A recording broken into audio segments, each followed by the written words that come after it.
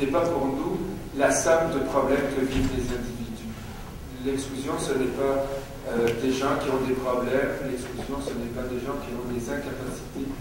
l'exclusion, ce n'est pas des gens qui ont des carences, c'est plutôt le résultat d'une mauvaise organisation, c'est plutôt le résultat d'un processus qui fait qu'il y a des gens qui sont laissés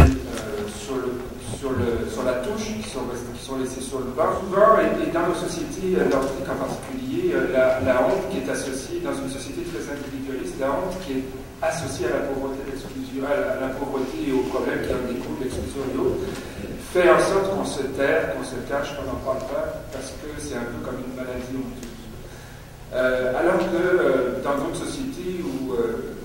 j'ai pu constater que lorsque c'est compris comme un problème social, on n'a plus honte de l'exprimer, de le nommer et de se mobiliser pour le transformer. Alors, on est parti de cette idée de dire la première des choses, c'est de nommer, c'est de parler. C'est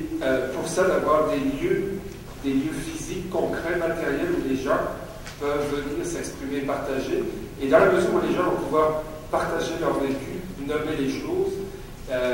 réaliser qu'ils vivent des choses ensemble, ils vont être capables, en les accompagnant, ils vont être capables de définir une vision, de définir des projets, de définir des actions transformantes. Ils ne parlent pas nécessairement, ils ne parlent pas spontanément, et surtout